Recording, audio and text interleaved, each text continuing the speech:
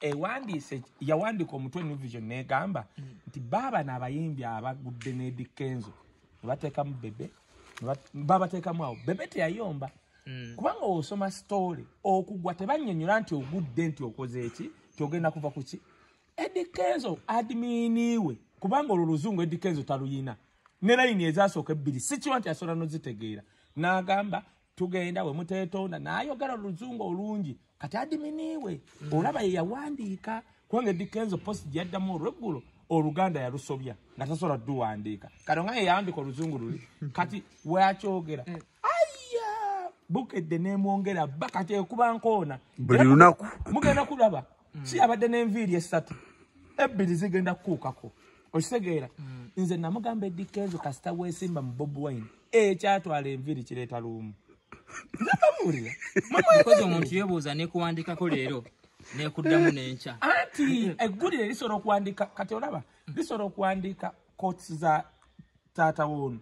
nga zitegereka naye ate newoolaga obusiru zikwanika kubanga kati wandisubidde omuntu BET award winner Grammy nominee n'ebirala bye yeeyita 1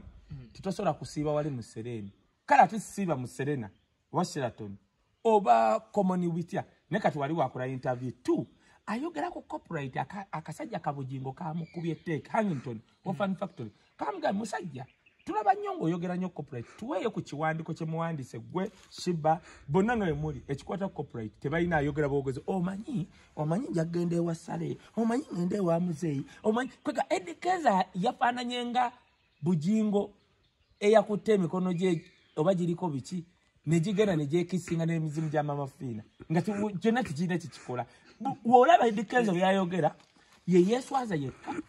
tekirina kyekigattako ku byayogera nze era singa nabadde nze mu handlinga nagambye Eddy Kenzo don't just talk act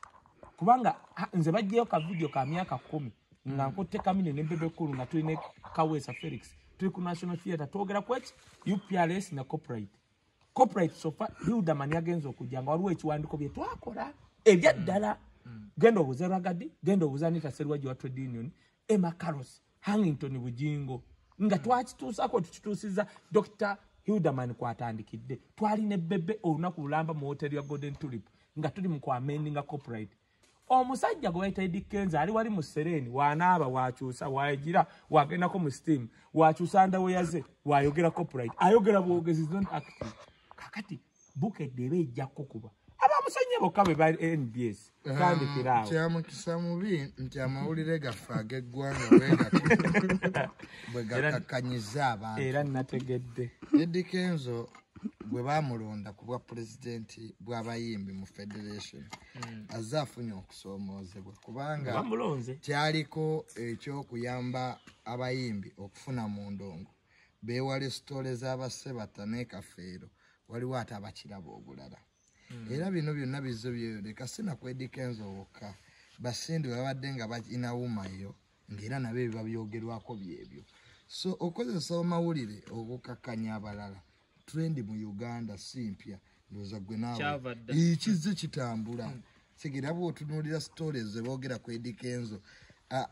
entity eya New Vision tereeta tewa solutions eriwo kukakkanya muntu nga Ssekinnoomu kyenandisuubidde nti ate eyo level tuba twagikola ki tuba twagiyitako waliwo amawulire we geeyambisizza n'okkuba Bobi Wine stories ze bamuwandiikako ate mbawandiikako mutabani we wa Bobi Wine nti bamukwatira simaka nga akola ki story eyo wagirabako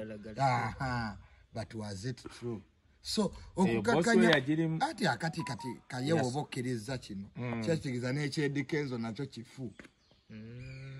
okitegedde kyekugamba kubanga omuntu agenda kwebuuza amawulire mangi mu ggwanga lwaki balemera ku muntu omu ebizibu by'abayimbi tebiri ku Eddy Kenzo yekka kitegeera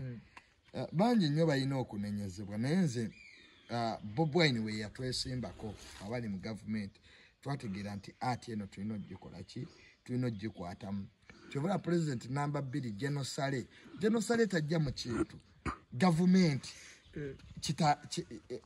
ye president ali ku ground buli womulaba nga akola ebintu oba nga ayingidde mu kintu kiba kitegeeza interest za government wano zeno protecting we genocide takola kintu kiri private operation with recreation kati ati eno olwokuba nti yatuvuganya mu kalulu akawedde ne tufuna obuzibu singa Bobi Wine yegatibwako abayimbi nga ba Eddy Kenzo ba Bebe Kulu ba Chameleone twandibaddewo olaba omu yekka omanyi sente ze twasaasanya mu kalulu ba mobilizer abagenda ku media okwogerera ebirungi bya government so tulina okwetangira kubanga abali mu parliament kye basinza okutya bayimbi kubeesimbako so muntu agenda singa leero Spice Diana agenda ne yesimba ku MP what will happen? Yes. Spice Diana afuna 32 sewa naye kakati kyenjagala okugamba ola jazilongoosa nzize ku bayimbi nze saagala kutunulira Eddy Kenzo as an individual kisegera Eddy Kenzo alina ebirungi byaleeta n'okumwesiga okumuwa ekyekifo nenze nsaba abayimbi bakwataganire wamu amawulire kye tulina okugattako kyokka kugatta bayimbi bano for the first time teri muyimbi yali agasse bonna abo Shiba lady ya Jasmine but that's winning waji Babito C that is a good starting point to have a constructive relationship okulaba nti basevinga omulimu gwo nemunaye waliwo abatabyagala ebyo ebintu ebyo copyright obiraba oluyimba lwa president Mpenko ne lwakola $8,000,000 ani yazitwala